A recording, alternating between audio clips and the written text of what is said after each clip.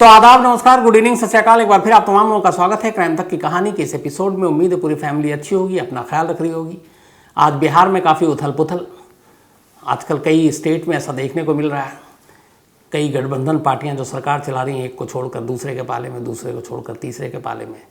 तो वैसे ही कुछ आज बिहार में हुआ। नीतीश कुमार और बीजेपी की अब तक सरकार थी, लेकिन नीतीश ने आज बीजेपी के साथ अपना रिश्ता तोड़ा और फिर आरजेडी के साथ मिलकर सरकार बनाने की बात हुई। राजनीति में ये सब कुछ चलता रहता है और कहते हैं कि राजनीति में ना कोई परमानेंट दोस्त होता है और ना ही कोई दुश्मन होता है। अब आते हैं आज की कहानी के ऊपर, लेकिन आज की कहानी शुरू करूं उससे पहले एक छोटी सी कहानी आपको सुनाता हूं। अजीब अजीब तरह से क्राइम और कैसे लोग करते हैं। ये खबर एमपी की है, मध्य प्रदेश की। एक आदमी कर्ज तले दबा हुआ था, परेशान था, पैसे कहीं से मिल नहीं रहे थे। अब उसे लगा कि कहीं से पैसे आने चाहिए, क्या करें। शराफत के रास्ते उसको कुछ पे वो चलना नहीं चाहता था, क्योंकि फटाफट पैसे कमाने के जो तरीके होते हैं वो हमेशा गलत ही होते हैं। तो इसके बाद उसने दिमाग लगाया और फिर एक साजिश रची। उसने अपनी वाइफ का इंश्योरेंस कराया, बीमा 35 लाख रुपए का, 35 लैक्स इंश्योरेंस करा लिया। इसके बाद वो अपना सोशल मीडिया पर जाता है, गूगल में सर्च करता है, किराए के कातिलों को ढूंढता है। फिर किराए के कातिल मिल भी जाते हैं। 3 लोगों से अब उसकी बातचीत होती है। इसके बाद वो उन 3 लोगों को अपनी ही बीवी की सुपारी देता है। सुपारी की रकम 5 लाख में तय हुई, लेकिन उसके पास पैसे नहीं थे। उसने 1 लाख रुपए एडवांस दे दिए उन तीनों कातिलों को किराए के, और कहा कि बाकी के 4 लाख तब देंगे जब काम हो जाएगा। काम कब? यानी जब उसकी बीवी का कत्ल हो जाएगा और इंश्योरेंस के पैसे मिल जाएंगे। और इसके बाद बीवी का कत्ल हो जाता है, लेकिन इंश्योरेंस के पैसे मिलते उससे पहले पुलिस इन सारी कड़ियों को जोड़ लेती है और पूरी साजिश को बेपर्दा कर देती है। और इस तरह ना वो इंश्योरेंस के पैसे मिलते हैं, ना उसे वापस पैसे आते हैं उसके पास। बीवी भी हाथ से चली जाती है, उसकी जान चली जाती है, और वो भाई खुद भी अब जेल में है। तो बुरे काम का हमेशा बुरा अंजाम होता है। अब आते हैं आज की कहानी के ऊपर। मुंबई में एक पुलिस स्टेशन है। इस पुलिस स्टेशन का नाम है DN नगर पुलिस स्टेशन। ये पुलिस स्टेशन अंधेरी वेस्ट में पड़ता है। अंधेरी वेस्ट आपको पता है, काफ़ी पॉपुलर इलाका है, मशहूर है, और इत्तेफाक से हमारा दफ्तर भी अंधेरी वेस्ट में मुंबई में है। इसी अंधेरी वेस्ट के इस पुलिस स्टेशन DN नगर पुलिस स्टेशन में एक असिस्टेंट सब इंस्पेक्टर तैनात हुआ करते थे। इनका नाम था राजेंद्र ढोंडू भोसले।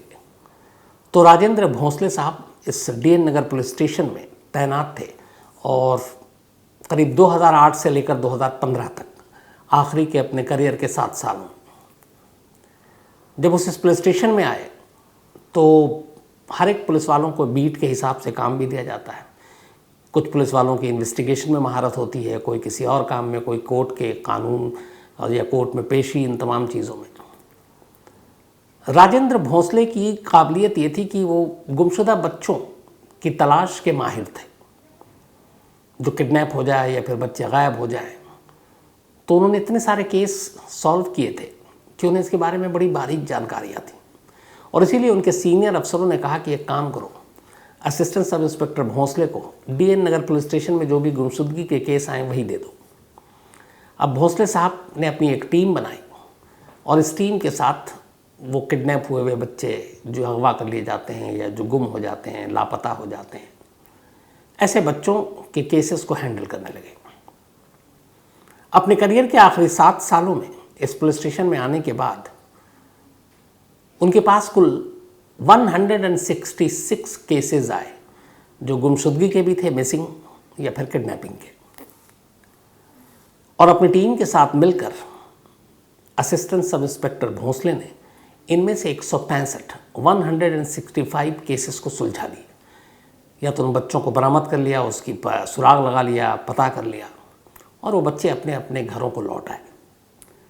इसको लेके उनकी बड़ी तारीफ भी हुई, बड़ी शाबाशियाँ भी मिली, और एक तरह से वो मिसिंग बच्चों को ढूंढने के एक्सपर्ट्स माने गए। आखिरी के 7 साल रिटायरमेंट से पहले तक वो इसी काम में लगे रहे और कमाल ये कि 165 केस को उन्होंने सॉल्व कर दिया। अब सिर्फ उनके पास एक आखिरी केस बचा था, केस नंबर 166। 166 number case. ये केस था एक ऐसी बच्ची का जो 2013 में गायब हो गई थी और उसके बाद से उसका कोई सुराग नहीं मिला। 2013, 14, 15 तक थे भोसले साहब, वो इस केस पे लगे रहे, बाकी केस सॉल्व करते रहे, लेकिन केस नंबर 166 वो सुलझा नहीं पा रहे थे। उन्होंने तमाम कोशिश की, यहाँ तक कि आलम ये था कि उनका घर इस इलाके से दूर था और वो अक्सर ट्रेन से अपने पुलिस स्टेशन आते और घर जाते। तो केस नंबर 166 की जो बच्ची थी, जो मिसिंग थी, और उस वक्त उसकी उम्र थी करीब 7 साल, वो उसकी तस्वीर अपनी जेब में रखा करते थे। इवन जब ट्रेन में भी वो जाते, घर आने जाना होता पुलिस स्टेशन, तो ट्रेन में तमाम मुसाफिरों को दिखाते, उनसे पूछते, अपने पड़ोस में या जहाँ भी ड्यूटी के सिलसिले में जाना होता उन लोकल लोगों से पूछते, तस्वीरें दिखाते कि इस बच्ची के बारे में कोई जानकारी, कोई सुराग। तमाम कोशिशों के बावजूद वो कामयाब नहीं हुए। 2015 आ गया और 2015 में assistant sub inspector Bhonsle retire हो गए।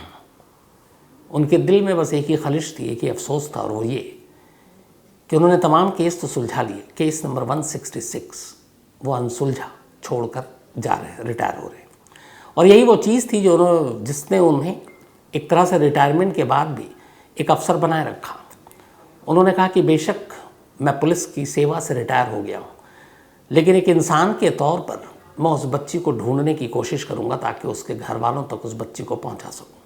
और ये वो जज्बा था कि रिटायरमेंट के बाद भी वो जहाँ जहाँ जाते उस बच्ची की तस्वीर ले जाते, उस लोगों से पूछते, उसका कोई सुराग ढूंढते। और ये सिलसिला रिटायरमेंट के आखिरी 7 सालों तक चलता रहा। वो बीच बीच में उस बच्ची के घर भी जाते, घर वालों से मिलते, उन्हें दिलासा देते कि एक दिन लौटेगी, मैं ढूंढूंगा, मैं लाऊंगा। और उनका इतना शानदार रिकॉर्ड था कि 165 केस उन्होंने सुलझाए। तो उन घर वालों को भी यकीन था कि शायद भोंसले साहब सही कह रहे हैं, वो एक दिन उनकी बेटी को ढूंढ लाएंगे। वक्त बीतता रहा। आखिरकार 2022 में करिश्मा होता है, और इसी अगस्त के महीने में, बल्कि सिर्फ 5 दिन पहले, केस नंबर 166 सुलझ जाता है।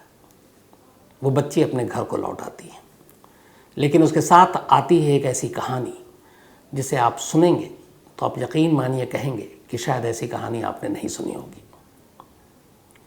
22 जनवरी 2013, केस नंबर 166 की पूरी जानकारी अब मैं आपको दे रहा हूँ। 22 जनवरी 2013 की तारीख थी। एक 7 साल की बच्ची जो इसी अंधेरी वेस्ट में रहती थी, बेहद गरीब घर से, लेकिन परिवार ठीक ठाक था और वो अपने बच्चों को पढ़ाना चाहता था ताकि उनका भविष्य उज्जवल हो। तो बच्ची वहीं स्कूल में, एक पास में थोड़ी दूर पर स्कूल था, उस स्कूल में पढ़ा करती थी, और उसके साथ उससे 1 साल उम्र में बड़ा उसका भाई स्कूल जाया करता था। 22 जनवरी 2013 को भी भाई बहन स्कूल के लिए घर से निकले। उस दिन उनके दादा ने बच्ची के 10 रुपये दिए उस लड़की के भाई के हाथ में। उन्होंने कहा कि तुम दोनों स्कूल जा रहे हो, ये 10 रुपये रख लो आइसक्रीम के लिए, 5 रुपये तुम्हारे लिए, 5 रुपये तुम्हारी बहन के लिए। भाई ने वो पैसे रख लिए, दोनों स्कूल गए। इसके बाद स्कूल की छुट्टी हुई, दोनों स्कूल से साथ निकले। अब सड़क किनारे फुटपाथ पर दोनों भाई बहन चल रहे हैं। बाहर निकलते ही बहन ने आइसक्रीम खाने की ख्वाहिश जताई और भाई से कहा कि मेरे हिस्से के वो 5 रुपये मुझे दे दो जो दादा ने दिए। भाई ने कहा कि चल अभी देता हूँ, थोड़ा रुक जा। पर उसने कहा नहीं, मुझे तुम अभी दे दो वरना तुम दोनों आइसक्रीम खा जाओगे। अक्सर जो बच्चों में होता है। भाई ने उसको उस वक्त दिया नहीं। बहन गुस्सा हो गई। उसने कहा जाओ, मैं तुम्हारे साथ घर नहीं जाऊँगी जब तक तुम पैसे नहीं दोगे। भाई को लगा ऐसी लड़ाई पहले भी हुई थी, वो पीछे पीछे आ जाएगी। वो आगे बढ़ गया, थोड़ी दूर आगे गया, उसका पलट कर देखा तो देखा उसकी बहन उसके पीछे नहीं आ रही। अब वो परेशान हो गया, ढूंढने लगा। उसने कहा कि चलो मैं आइसक्रीम भी खिला रहा हूँ, आवाज़ दे रहा अपनी बहन को, लेकिन बहन नहीं मिल रही। अब भाई को बड़ा डर भी लगा कि घर में क्या कहेगा, लेकिन वो भागता है, तमाम ढूंढने के बावजूद घर पहुँचता है और घर वालों को सारी बात बताता है। घर वाले समझते हैं कि कहीं नाराज़ होकर आसपास में छुपी बैठी होगी। वो उसे ढूंढते हैं, तलाश करते करते शाम हो जाती है। शाम तक वो बच्ची मिलती नहीं, ऐसा इससे पहले कभी हुआ नहीं। अब घर वालों को फिक्र होने लगी और इसके बाद पूरा परिवार डीएन नगर पुलिस स्टेशन पहुंचता है और वहां जाकर इस बच्ची की गुमशुदगी की रिपोर्ट लिखा देता है। डीएन नगर पुलिस स्टेशन में उस वक्त assistant sub inspector Rajendra डोंडू Bhosle इस काम के लिए माहिर माने जाते थे। उनके पास फिर एक केस आया एक गुमशुदा बच्ची का। उन्होंने घर वालों को दिलासा दिया, उसके बाद अपनी तफ्तीश शुरू की, भाई का बयान लिया, भाई ने पूरी कहानी बताई। उस पूरे स्कूल से घर के रास्ते और आसपास के जो सारे रास्ते थे उन पर पुलिस ने अपनी छानबीन की, लोगों से पूछा, तस्वीरें दिखाई, कोई जानकारी नहीं मिली। धीरे धीरे वक्त बीतता गया, सारे केस सुलझते गए। फिर 2015 में भोंसले साहब रिटायर हो गए, पर बच्ची मिली नहीं। इधर घर वालों का रो रो कर बुरा हाल, इकलौती बेटी थी और सब उसे बहुत प्यार करते थे, खासतौर पर उसके दादा, उसका भाई भी, माँ बाप भी। अब हर पल हर दिन उनके लिए एक पहाड़ जैसा था। दर दर भटक रहे थे, अपनी बेटी को ढूंढ रहे हैं, अपनी पोती को ढूंढ रहे हैं, वो अपनी बहन को ढूंढ रहा है, लेकिन कोई सुराग नहीं मिल रहा है। धीरे धीरे वक्त बीता। इस दौरान में बहुत सारे जो सोशल ऑर्गेनाइजेशन है वो भी सामने आए, इलाके में जो लोग काम करते हैं, कई ऐसे NGOs भी आए। सोशल मीडिया पे भी इस बच्ची की तमाम जानकारियाँ दी गई, बहुत सारे लोग इस बच्ची की तलाश में जुटे, पोस्टर पंफलेट सारे चिपकाए गए और बहुत सारे ऐसे स्वयंसेवक वहाँ पर आए। उन्होंने कहा कि इस बच्ची को ढूंढने में मदद करते हैं। फिर सोशल मीडिया इतना ज़्यादा वो था, उस पर गूगल से लेकर फेसबुक तमाम जगहों पर उस बच्ची की जानकारी डाली गई, लेकिन कोई सुराग नहीं मिला। इसी दौरान अब लगभग 9 साल बीत चुके थे। 4 अगस्त 2022 की तारीख आ गई। ये वो तारीख थी जो इसमें करिश्मा हुआ। 4 अगस्त की बात, 2022 शाम के करीब 7:30 बजे थे। एक इसी अंधेरी वेस्ट में एक शख्स रहता था जो समाज सेवा का काम करता था। उसका नाम है मोहम्मद रफ़ीक। मोहम्मद रफ़ीक के मोबाइल पे एक कॉल आता है। वो कॉल उठाता है, सामने से एक लड़की की आवाज़ आती है। वो लड़की कहती है कि आपका नाम रफ़ीक है और आप ऐसे ऐसे एक संगठन से जुड़े हैं जो लोगों की भलाई के लिए काम करता है। वो कहता हाँ। वो लड़की कहती है कि आप किसी ऐसी बच्ची की भी तलाश कर रहे हैं जिसको गुम हुए हुए 9 साल हो गए हैं, जिसका ये नाम है, जो अंधेरी वेस्ट में रहती है। रफ़ीक कहता हाँ। तब उधर से आवाज़ आती है कि ठीक है, मैं अब आपको वीडियो कॉल कर रही हूँ, आप वीडियो कॉल पे आइए। वो फ़ोन कट जाता है, दोबारा वीडियो कॉल किया जाता है। अब रफ़ीक वीडियो कॉल पे है, उधर से दूसरी लड़की वीडियो कॉल पर है और वो कहती है कि अब मैं आपको एक लड़की को दिखा रही हूँ, आप ज़रा देख कर बताइए कि क्या आप इसी को तलाश कर रहे हैं। रफ़ीक उस लड़की को देखता है और चौंक उठता है। अक्लमंदी ये करता है कि उस वीडियो कॉल की स्क्रीनशॉट ले लेता है, उस बच्ची की तस्वीर। कहता है फिर कहाँ हो तुम लोग, पूरा पता पूछता है, नोट करता है। फ़ोन काटने के बाद रफ़ीक सीधे भागता है उस बच्ची के घर पर, उसके माँ बाप के पास जाता है और जाने के बाद वो जो स्क्रीनशॉट लिया था उसने, वो वीडियो कॉल का, वो उस बच्ची के माँ बाप को दिखाता है। माँ फ़ोटो देखते ही रोने लगती है, कहती यही हमारी गुड़िया है। गुड़िया उसका असली नाम नहीं है क्योंकि वो नाबालिग है, इसलिए मैं नाम बता नहीं रहा हूँ। माँ बाप देखते ही, अब ये खुशी के आंसू थे या फिर क्या थे नहीं मालूम, लेकिन वो रोने लगते हैं। रफ़ीक को यकीन हो गया कि ये वही बच्ची है जिसको हम लोग 9 साल से तलाश कर रहे हैं। इसके बाद अब रफ़ीक माँ बाप को लेकर फ़ौरन DN नगर पुलिस स्टेशन जाता है। DN नगर पुलिस स्टेशन में ये केस हर एक की ज़ुबान पर था, चूँकि भोंसले साहब रिटायर होने के बाद भी अक्सर थाने आते और इस केस की भी जानकारी लेते थे, अपडेट लेते थे। इसी दौरान में किसी ने भोंसले साहब को ही फ़ोन किया, DN नगर पुलिस को पता चला। पुलिस फ़ौरन हरकत में आई, परिवार को लेकर रफ़ीक के साथ एक उसी अंधेरी वेस्ट के एक दूसरे किनारे पर, एक दूसरे इलाके में, एक दूसरे मोहल्ले में उस बताए हुए पते पर पहुंचती है। वहां जाने के बाद दरवाज़ा खटखटाया जाता है, एक बच्ची बाहर निकलती है। बच्ची को देखते ही जो माँ थी वो बदहवास और रोने लगती है और बच्ची भी बस कुछ सेकंड के लिए पहले तो माँ को पथराई नज़रों से देखती है और फिर अचानक वो चीखते हुए जाकर उस औरत से गले लग जाती है और वो माँ माँ करने लगती है। बच्ची भी अपनी माँ को पहचान चुकी थी, माँ अपनी बेटी को पहचान चुकी थी। तब तक फिर पिता भी आ गए, भाई भी आ गए, सारे लोग आ चुके थे और सभी एक दूसरे को पहचान चुके थे। अब ये तय हो गया कि ये वही बच्ची है जो 22 जनवरी 2013 को गायब हुई थी। अब उसके बाद उस बच्ची को पुलिस स्टेशन लाया जाता है, माँ बाप के साथ कागजी कार्रवाई होती है। और फिर उस बच्ची को उसके माँ बाप को सौंप दिया जाता है। ये कहानी का एक पार्ट है। अब सवाल ये है कि 9 साल के बाद ये करिश्मा हुआ कैसे, वो बच्ची मिली कैसे। 7 साल की गुम बच्ची अब 16 साल की हो चुकी थी। तो ये पूरी कहानी भी सामने आई, और इस कहानी के सामने आने की वजह थी एक शख्स जिसका नाम था हैरी जोसेफ डिसूजा, उम्र 50 साल, जो इस वक्त डीएन नगर पुलिस स्टेशन की हिरासत में है। कहानी ये थी कि 22 जनवरी 2013 को जब भाई बहन स्कूल से निकले, दादा के 10 रुपये में से 5-5 रुपये का हिस्सा होने लगा। बहन ने कहा वो मुझे 5 रुपये दे दो मेरे हिस्से के, मैं आइसक्रीम खाऊंगी। भाई ने इनकार किया और बहन रूठ गई और वो भाई से पीछे पीछे चलने लगी, रुक गई। भाई को लगा वो आएगी, भाई आगे बढ़ गया और बस इसी पल ये जो शख्स था हैरी जोसेफ डिसूजा, ये सब कुछ देख रहा था और वो बच्ची के पीछे पीछे चल पड़ा। वो ये भी सुन चुका था कि बच्ची आइसक्रीम मांग रही है भाई से, भाई पैसे नहीं दे रहा है। भाई अब आगे था, बहन अकेली थी। डिसूजा उसके करीब जाता है, कहता बेटा चलो मैं तुम्हें आइसक्रीम खिलाता हूँ। 7 साल की बच्ची, समझ और अकल इतनी है नहीं, आइसक्रीम के लालच में आ गई। उसने कहा ठीक है अंकल। उसके बाद वो उसे गोद में उठाता है, आइसक्रीम दिलाता है और फिर एक दूसरी गली से लेकर निकल जाता है और फिर ले जाने के बाद वो उसे अपने घर ले जाता है।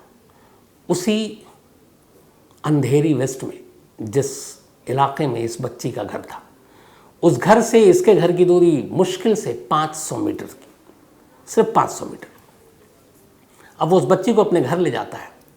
डिसूजा की एक बीवी सोनी, इन दोनों की कोई औलाद नहीं थी और इन्हें औलाद की चाहत थी। शादी को कई साल हो गए थे, कोई औलाद पैदा नहीं हुआ। तो इन दोनों की नीयत बुरी नहीं थी उस वक्त, लेकिन जिस तरीके से जो काम किया वो गलत था, कानून के खिलाफ भी था। इन्होंने ये सोचा कि हमारी तो कोई औलाद है नहीं, चलो कोई औलाद पालते हैं। वो गोद भी ले सकते थे, लेकिन एक तरह से उन्होंने किडनैप किया इस बच्ची को, उठाकर घर ले गए और फिर घर ले जाकर उसकी अच्छे से सेवा भी की। उसे खूब प्यार दिया, खाना वाना खिलाया। बच्ची को भी कुछ ऐसा लगा नहीं, उसे लगा कि अच्छा है तो आइसक्रीम भी दे रहे हैं अंकल, अच्छे लोग हैं, खाना भी मिल रहा है, पिज़्ज़ा भी मिल रहा है, सब कुछ मिल रहा है। अब बच्ची खुश खुश, लेकिन उसे अभी तक कोई अंदाज़ा नहीं कि सब कुछ हो क्या रहा है। लेकिन इधर बच्ची की गुमशुदगी की रिपोर्ट लिखाने के बाद अगले दिन वहाँ अखबारों में और फिर पम्फलेट और पोस्टर छप गए। अब डिसूजा और उसकी बीवी घबरा गई, चूँकि घर की दूरी बहुत करीब है जहाँ से बच्ची जहाँ रहने वाली है। उन्हें लगा कि कहीं पुलिस या कोई पड़ोसी खबर न कर दे और वो पकड़े ना जाए। वो डर गए। उसी डर की वजह से उस बच्ची को लेते हैं और दोनों फिर मुंबई से कर्नाटक पहुँच जाते हैं। कर्नाटक जाने के बाद कुछ दिन वो लोग अपने पैतृक घर पर रहते हैं, उनका अपना जो घर था, और फिर उसके बाद उस बच्ची को कर्नाटक के एक स्कूल के हॉस्टल में डाल देते हैं ताकि मुंबई में किसी को भनक न लगे, और बच्ची को समझा देते हैं कि हाँ तुम्हें अभी पढ़ना है, माँ बाप ने सब कहा है। बच्ची भी कुछ कहती नहीं है और बच्ची है वहाँ हॉस्टल में है और वहाँ पे उसके माँ बाप का नाम उन्होंने अपना लिखा दिया। और उसके बाद फिर वो वहाँ कुछ वक्त तक रहते हैं, फिर वापस मुंबई आ जाते हैं। 2013 में बच्ची गायब हुई थी। 3 साल तक ये सिलसिला चलता रहा। 3 साल तक सब कुछ ठीक था। इन 3 सालों में उस बच्ची का उन्होंने ख्याल भी अच्छे से रखा। लेकिन 2016 में कहानी बदल जाती है। 2016 में अचानक डिसूजा और सोनी, ये दोनों एक और बेटी को जन्म देते हैं। पहली बार अपनी औलाद को जन्म देते हैं। जिस औलाद की चाहत में उन्होंने एक दूसरे की गोद को उजाड़ा, एक दूसरे की बेटी को अगवा किया, इत्तेफाक से उसके अगवा करने के 3 साल के बाद खुद उनकी अपनी बेटी पैदा हो गई। अब जब अपनी बेटी पैदा हुई तो जिस बच्ची को इन्होंने अगवा किया था इस नीयत से कि उसे अपने बेटी की तरह पालेंगे, वहीं पर उनका मन बदल गया। अब अपनी औलाद से मोहब्बत बढ़ गई और वो औलाद जिसे इन्होंने बेटी समझकर ये सोचा था कि पालेंगे, अब वो उनके लिए पराई हो गई, सौतेली हो गई। और यहीं से उनका बर्ताव भी उस बच्ची के लिए बदल गया। 3 साल तक जिसे प्यार दिया, अब वो उनके लिए आंखों की किरकिरी बन गई। इसके बाद ये लोग वहाँ से मुंबई आ जाते हैं, उस बच्ची को अपने साथ लाते हैं और घर में ही रखते हैं। घर से बाहर जाने की इजाज़त नहीं देते, क्योंकि उन्हें मालूम है कि घर से बाहर जाएगी तो ये कुछ बोल भी सकती है। इधर तब तक बच्ची थोड़ी बड़ी हो रही है, 7 साल में बहुत सारी चीज़ें उसे याद भी नहीं थी, लेकिन माँ बाप का चेहरा याद था। अब मुंबई आते हैं, लेकिन उस बच्ची को वो घर में रखता है, किसी से मिलने जुलने नहीं देता, खेलने के लिए नहीं देता, ताकि ये बच्ची किसी को बता ना दे। अब बच्ची वहीं घर में है और उसकी अपनी बेटी जो है बड़ी हो रही है, और इधर इस बेटी से अब उन्हें नफ़रत हो रही है, और अब वो उसके साथ जानवरों और ग़ुलाम जैसा सलूक करते हैं, घर के सारे काम कराते हैं, अपनी बेटी की देखभाल के लिए उसकी ड्यूटी लगाते हैं, उसे खाना भी कम देते हैं, मतलब आप उसके ऊपर जुल्म शुरू कर देते हैं। थोड़ा वक्त और बीतता है, अब ये थोड़ी बड़ी होती है, तो फिर ये दूसरों के घरों में एक दाई के तौर पर अपनी उस मासूम बच्ची को काम के लिए भेजना शुरू कर देते हैं, ताकि वो पैसे कमाएं और उस पैसे से इनका घर चले। अब वो छोटी सी जिसको इन्होंने अगवा किया था, वो आस पड़ोस के घरों में दाई का काम कर रही है, उसको भरपेट खाना भी नहीं दे रहे हैं, उसके साथ जुल्म भी कर रहे हैं, क्योंकि अब उनकी औलाद हो चुकी थी। ये सिलसिला चलता रहा। इत्तेफाक की बात है कि इसी 2022 में इन्होंने, करीब जनवरी या फरवरी का महीना था, पहली बार इस बच्ची को अपने घर से थोड़ी दूरी पर एक घर में नौकरी पे लगाया, और इस बच्ची का काम ये था कि उस घर में भी एक बच्चा था, उसकी देखभाल, बेबी सिटिंग, देखभाल करनी थी बस। अब ये वहाँ पे उस घर में काम करने लगी। उस बच्चे की खुद बच्ची है, लेकिन उसकी देखभाल करने लगी, लेकिन अब उसकी उम्र लगभग 15-16 साल हो चुकी थी। तब उस घर में वो बतौर दाई उस बच्चे की देखभाल का काम करती है। इत्तेफाक से उस घर में एक और काम करती थी लड़की, इसका काम था सिर्फ बच्चे को देखना, उसका काम था घर की साफ़ सफाई, खाना बनाना। तब दोनों एक ही घर में काम कर रहे हैं। धीरे धीरे दोनों में बात होती है, दोनों में दोस्ती हो जाती है, एक दूसरे के बारे में पूछते हैं। और वो जो दूसरी काम करने वाली आती थी, वो अपना काम ख़त्म करके अपने घर चले जाती थी। इससे पूछती थी कि तुम्हारा घर कौन है, कहाँ है, कौन कौन है। घर वाले ने इतना डरा रखा था कि इसने पहले कभी मुंह नहीं खोला, लेकिन जब उससे 5-6 महीने की दोस्ती हो गई, तब उसने एक दिन धीरे से उसको बताया कि मैं अपने माँ बाप की असली बेटी नहीं हूँ। मैं जब स्कूल से आ रही थी, मेरे माँ बाप के नाम पर उन्होंने मुझे उठाया था, और पहले बहुत अच्छे से रखते थे, लेकिन फिर उनकी बेटी हो गई, मुझे मारते पीटते, पूरी कहानी सुना दी। तो उसने कहा कि मतलब तुम गुमशुदा बच्ची हो? उसने बोला हाँ। वो जो दूसरी लड़की काम करती थी, वो थोड़ा पढ़ती लिखती भी थी और सोशल मीडिया पर भी थी। आजकल बच्चे सब मोबाइल पे खूब रहते हैं। उसने उससे पूछा कि अच्छा तुम्हारा अपना नाम वाम पता है? उसने सब नाम बताया। उसे अपने घर का पता ठीक से याद नहीं था, लेकिन ये था कि जिस लोकेलिटी में उसने कहा क्या यही अंधेरी में है, लेकिन कहाँ पे घर है मुझे याद नहीं है। उस बच्ची ने अब गूगल करना शुरू किया, सोशल मीडिया पे जाना शुरू किया, और गुमशुदा बच्चों की जो तलाश के लिए सारी चीज़ें लोग डालते हैं वो सब देखना शुरू किया। धीरे धीरे करते करते उसे अचानक इस बच्ची के बारे में काफ़ी सारी जानकारी गूगल पे और उस पर मिल गई, फेसबुक और उस पर लोगों ने अलग अलग पोस्ट डाल रखा था। अब जब उसने देखा तो उसे पता चला कि इसका असली नाम क्या है, इसका पता क्या है, लेकिन पता नहीं था उस वक्त। बस ये था कि ये गुम है, कोई इनाम दे, तो ये फ़ोन नंबर दिया हुआ था। तो उसने ऐसे 5 फ़ोन नंबर निकाले उसी सोशल मीडिया से। उन 5 नंबरों पे अब उसने कॉल करना शुरू किया, और इधर ये बात हुई कि किसी को बताना नहीं है, और वो बच्ची बिना घर में कुछ बताए हुए देरी आती, काम करती और घर वालों को जाहिर ही नहीं करने देती। अब दूसरी लड़की ने 5 नंबर पे हर एक को कॉल करना शुरू किया। पहले 4 नंबर बंद थे, बड़ी वो मायूस हो गई, बट उसने 5वां नंबर जब मिलाया तो घंटी बजी। वो 5वां नंबर जिस शख्स ने उठाया था वही मोहम्मद रफ़ीक था, जो एक कार्यकर्ता था, एक NGO चलाता था, उसके लिए काम करता था। उस बच्ची ने रफ़ीक को फ़ोन किया और उसने कहा कि एक 2013 में बच्ची गायब हुई थी जिसका नाम ये है, आप लोगों ने इसके बारे में डाल रखा और उसमें से एक नंबर आपका, क्या आप इस बच्ची को तलाश कर रहे हैं? रफ़ीक ने कहा हाँ हम लोग तलाश कर रहे हैं।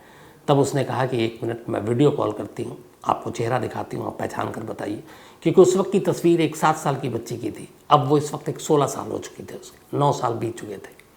उसने वीडियो कॉल करके उस बच्ची को, जो अब 16 साल की हो चुकी है, दिखाया रफ़ीक को। रफ़ीक उस बच्ची के नैन नक्शोलिया को देखते ही पहचान गया कि यही है, और उसने फिर स्क्रीनशॉट लिया, फिर घर गया, उसके बाद पुलिस स्टेशन गया, फिर वो लोग आए, और इस तरह से डिसूज़ा के घर पर जाने के बाद डिसूज़ा और उसकी बीवी सोनी, इन दोनों को पुलिस स्टेशन लाया गया। अब डिसूज़ा की अपनी बेटी 6 साल की हो चुकी थी। करीब 9 साल से गुम एक बच्ची इस तरह से बरामद हो गई, लेकिन कहानी अब भी ख़त्म नहीं हुई। अब वो बच्ची मिल गई डिसूजा पकड़ा गया। डिसूजा के और उसकी बीवी के ऊपर किडनैपिंग के केस लगे और बाकी चार्जेस लगे। अब कायदे से दोनों को गिरफ्तार होना था, पर पुलिस ने सिर्फ डिसूजा को गिरफ्तार किया, डीएन नगर पुलिस ने। सोनी को छोड़ दिया, केस दर्ज किया है, को अक्यूज्ड बनाया है, सह आरोपी, लेकिन सोनी को अरेस्ट नहीं किया। अब यहाँ एक मानवीय पहलू देखिए आप, क्यों नहीं किया, जबकि जुर्म में बराबर की शरीक है, कम से कम 120B साजिश में शामिल है, एक बच्ची को अगवा करने में। दलील ये थी मानवीय आधार पर कि डिसूजा और उसकी बीवी सोनी, इनका दूर दूर तक कोई और जानने वाला नहीं है, कोई रिश्तेदार नहीं है। अब अगर माँ को जेल भेज देते हैं तो जो 6 साल की बेटी है, जो पूरी तरह से डिपेंडेंट है अपनी माँ पर, वो कहाँ जाए, क्योंकि उसे जेल में आप रख नहीं सकते बिना किसी अपराध के। तो डीएन नगर पुलिस स्टेशन ने अदालत के ज़रिए ये तय किया कि फ़िलहाल जब तक इस बच्ची का कोई सामने आकर पालने की जिम्मेदारी न ले, महफूज हाथों में वो न जाए, तब तक उसके माँ की गोद उससे नहीं छीनी जाएगी और वो बच्ची अपने माँ के साथ रहेगी। और इसीलिए माँ जेल में नहीं रहेगी, न पुलिस स्टेशन में रहेगी, वो अपने घर में रहेगी। एक माँ बाप जिसने एक दूसरे माँ बाप की गोद छीन ली, आप देखिए कि उसी माँ को, उसी एक बेटी की वजह से जेल जाने से बचा लिया। जिसे बेटी वो भी थी, बेटी ये भी है। तो फिलहाल सोनी बाहर है और तलाश हो रही है कि उस बच्ची की अगर सही जगह पे कुछ उसकी गुंजाइश बन जाए, उसके पालने पोसने का इंतज़ाम, तो जो जुर्म है उसके लिए जो भी जेल और पुलिस है वो करेंगे। लेकिन फ़िलहाल सोनी बाहर है, लेकिन डिसूजा जेल के अंदर है। अब आते हैं फिर assistant sub inspector Rajendra Dhondu Bhonsle पर। जब ये सारी चीज़ें हुई, वो पुलिस स्टेशन आए, इसके बाद परिवार से मिले और फिर एक सुकून और एक इत्मीनान जो उनके चेहरे पर या भाव और ये सारी खबरों के बाद कि आखिरकार 166 केस नंबर वो सुलझ गया। उनसे किसी ने पूछा, किसी जर्नलिस्ट ने, कि आप तो 15 में रिटायर हो गए थे, लेकिन उसके बावजूद 7 साल तक आप इस केस पे क्यों लगे रहे, तस्वीर जेब में लेकर क्यों घूमते रहे इस बच्ची की। तो उन्होंने कहा कि ये सिर्फ कानून और फ़र्ज़ के लिए नहीं, बल्कि इंसानियत के लिए। तो ऐसी भी मिसालें हैं। हम लोग बहुत सारी खबरें करते हैं पुलिस और पुलिस के ख़िलाफ़, लेकिन कई पुलिस वाले ऐसे होते हैं जिनकी ऐसी कहानियाँ सुनकर सचमुच दिल से सलाम करने को मन करता है। शायद भोंसले साहब उनमें से एक ऐसे ही अफसर है। तो आज की ये कहानी थी। अब कहानी ख़त्म करूँ उससे पहले वही अपना सिलसिला। आज सुशील पांडे जी का जन्मदिन है, तो हैप्पी बर्थडे सुशील साहब। इसके अलावा खुशी शुक्ला, इनका भी आज बर्थडे है, तो हैप्पी बर्थडे खुशी, आप हमेशा खुश रहें। और संचित शुक्ला जी ने भेजा, उनकी बहन है। तेजस्वी राज ठाकुर, इनका भी आज जन्मदिन है, तो हैप्पी बर्थडे तेजस्वी। और समीर अहमद ख़ान ने भेजा, उनके दोस्त हैं। रनीश, इनका भी आज जन्मदिन है, तो हैप्पी बर्थडे रनीश। और सान्विका और सुजीत सग्गम जी ने भेजा है। इसके अलावा राहुल ठाकुर का भी आज जन्मदिन है, तो हैप्पी बर्थडे राहुल। विक्रमजीत जी, इनका भी आज जन्मदिन है, तो हैप्पी बर्थडे विक्रमजीत जी। और मनदीप कौर जी के पति हैं, ये चंडीगढ़ से हैं ये। रयान थंगल, इनका भी आज बर्थडे है, तो हैप्पी बर्थडे रयान। और फैसल थंगल के बेटे हैं ये, तमिलनाडु से, और बेटा केरल में पढ़ रहा है। डॉक्टर अर्चना एवलिन करकेट्टा, तो आज इनका भी बर्थडे है, हैप्पी बर्थडे डॉक्टर अर्चना जी। और डॉक्टर हिमांशु वैश्य ने भेजा, उनकी वाइफ हैं ये, कोरबा छत्तीसगढ़ से। इसके अलावा मेघा, इनका भी आज जन्मदिन है, तो हैप्पी बर्थडे मेघा जी। और रितेश राज ने भेजा, उनकी पत्नी है। शानू डडवाल का भी आज जन्मदिन है, हैप्पी बर्थडे शानू, और ऑल द बेस्ट आपकी स्टडी के लिए। हिमाचल प्रदेश से हैं ये। साथ ही CA सुदेश कुमार, इनका भी आज जन्मदिन है, तो हैप्पी बर्थडे सुदेश। और लोकेश रेवाड़ी ने भेजा है, लोकेश ने भेजा रेवाड़ी हरियाणा से। इसके अलावा जयपाल सिंह राणा जी, गोंडा में रहते हैं ये साहब, और आज ही इनका एक लेटर मिला मुझे। और मैंने अपनी ज़िंदगी में इतना बड़ा लेटर इससे पहले ख़त न पढ़ा, न किसी ने मुझे भेजा। और मुझे हैरानी इस बात पे है कि इतना इन्होंने वक्त कैसे लिया। ये देखिए, मैं आप सभी लोगों को दिखाता हूँ। ये दोनों तरफ पन्ने में है अलग अलग, 28 पन्नों का लेटर है ये टोटल। राइटिंग भी बहुत अच्छी है इनकी। ये गोंडा से हैं जयपाल सिंह राणा साहब, और इन्होंने लेटर लिखा, बहुत सारी बातें इन्होंने लिखी हैं और बहुत सारा प्यार, और उनको देख कर लगता है कि इन्होंने बहुत बारीकी से क्राइम तक की कहानियाँ सुनी हैं। बट 28 पन्नों का आपने ख़त लिख डाला, मुझे इस बात पे हैरानी है। मतलब जितना आपने लिखा है अभी उसको पढ़ने में भी कम से कम उतना ही वक्त लगेगा। मैंने बहुत सारे पन्ने तो पढ़ डाले हैं, बाकी पढ़कर फिर आपको डिटेल में ज़रूर रिप्लाई करूँगा। पर आपके इस प्यार के लिए दिल से शुक्रिया, thank you so much Jaipal Singh ji. इसके अलावा विकास बाबल हैं, इन्होंने ये पूछा है कि ये क्राइम तक की कहानी की आप सारी जानकारियाँ कहाँ से लेते हैं, कैसे लेते हैं। तो पहले भी शायद मैंने इसका जवाब दिया है कि इसके लिए बहुत पढ़ना पड़ता है, रिसर्च करना पड़ता है, चेक करना पड़ता है, क्रॉस चेक करना पड़ता है। एक और भी है कि हमारे पास एक एडवांटेज है कि एक बड़ा ग्रुप है, media house India today group. तो हमारे रिपोर्टर न सिर्फ देश में बल्कि विदेश दुनिया के हर कोने में हैं, तो वहाँ से भी मदद मिलती है, उन रिपोर्टर से भी मदद मिलती है, उनसे भी इन्फॉर्मेशन मिलती है। इसके अलावा अलग अलग स्टेट्स की जो पुलिस है उसमें अपने बहुत सारे लोग हैं, उनसे भी जानकारी मिलती है। कुछ क्रिमिनल भी जानकारी दे देते हैं तो उनसे भी मिल जाती है। दूसरा इन्होंने पूछा कि ये क्राइम तक नाम कैसे क्यों रखा आपने, तो उसकी वजह ये है कि एक इंडिया टुडे ग्रुप और चैनल जिससे मैं जुड़ा हूँ आज तक, तो हमारे ज़्यादातर जो ब्रांड्स हैं उसके नाम के आगे तक लग जाता है। तो अब मैं तो चूँकि बेसिकली एक क्राइम रिपोर्टर हूँ, तो क्राइम का ही ये पूरा एक कहें तो क्राइम की कहानियाँ हैं या फिर क्राइम बेस्ड ही एक तरह का चैनल है। तो तक तो आसानी से लग गया, क्राइम तो है ही है, तो क्राइम तक बन गया, और कोई इसकी वजह है नहीं। इसके अलावा रजत भारद्वाज जी हैं, और सॉरी रजत भारद्वाज, मैं आप सबके सामने आज फिर से माफ़ी मांगता हूँ। ये रजत भारद्वाज जी दिल्ली आए थे, बल्कि नोएडा आए, और कई बार नोएडा ऑफिस के बाहर भी आए, और उनको मुझे मुलाकात करनी थी मुझसे, और इत्तेफाक से हमारी मुलाकात नहीं हो पाई। और उसमें ये गलती आधी मेरी भी नहीं है, वो ये कि मैंने आपको बताया था 4-5 दिन से मैं दफ्तर आ नहीं रहा था, क्योंकि फैमिली में कोई बीमार थे, और इस वजह से मैं दफ्तर से दूर था, तो उस वजह से मुलाकात नहीं। लेकिन कल जब मैंने इनका मेल देखा, मैंने रिप्लाई किया, बट ये मेल लेट देखा इन्होंने, और तब तक ये जा चुके थे। बट रजत भाई, वादा है अगली बार जब आप आएंगे तो ज़रूर मुलाकात होगी, और आप अपनी मम्मी को मेरा प्रणाम भी कहिएगा। और जो कुछ मतलब आपने जो जिक्र किया था, मम्मी ने कुछ भेजा भी था, वो भी नहीं मिल पाया, तो अगली बार आप आएंगे तो ज़रूर मिलते हैं आपसे। इसके अलावा मोहम्मद अब्बास अंसारी हैं, और एक कहानी की फरमाइश की है, साथ ही शुभम सिंह हैं, थैंक यू सो मच। श्लोक शाह हैं, और बल्कि शेख नहीं श्लोक शाह हैं, और श्लोक शाह और इनके फादर, आप दोनों का शुक्रिया इस प्यार के लिए और कहानी सुनने के लिए, थैंक यू सो मच। और एक स्टोरी की फरमाइश भी की है।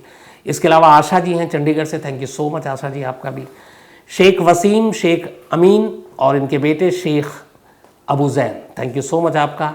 इसके अलावा शंकर दयाल मिश्रा जी, प्रीति नरूले, राहुल भट्टाचार्य जी, हरप्रीत किट्टू, तन्मय दास, इनका कहना है कुछ ऐसे बहुत सारे लोग हैं जो नफरत फैला रहे हैं अलग अलग मीडिया और उसमें। तन्मय साहब, मैं आपसे सहमत हूँ, ऐसी बहुत सारी चीज़ें हैं जो हो रही हैं जो नहीं होनी चाहिए। इसके अलावा Chitra Gandhi ji, thank you so much हमेशा की तरह चित्रा बहन। इसके अलावा आर्यन चौधरी यूएस से हैं, इन्होंने एक स्टोरी की फरमाइश की है। अमित मेहता हैं, सुरेंद्र हैं स्पेन से, एक स्टोरी की फरमाइश की है। वेणुगोपाल राव जी ने भी एक स्टोरी की फरमाइश की है। इसके अलावा बिपिन यदुवंशी हैं, और आपसे भी मुलाकात ज़रूर होगी बिपिन भाई। साथ ही श्री हर्ष गौतम जी ने एक स्टोरी की फरमाइश की, ओम भगवान हैं, और मोनू तिवारी, निशा सिंह सितारे, thank you so much. Ashwani Kumar और भागलपुर से हैं, एक स्टोरी की फरमाइश की है। इसके अलावा मिस्टर शेख हैं कुवैत से। तो आप तमाम लोगों का शुक्रिया। आज कहानी में इतना ही, अब आपसे मुलाकात होगी कल रात 9 बजे किसी नई कहानी के साथ। तब तक अपना ख्याल रखिएगा, थैंक यू वेरी मच।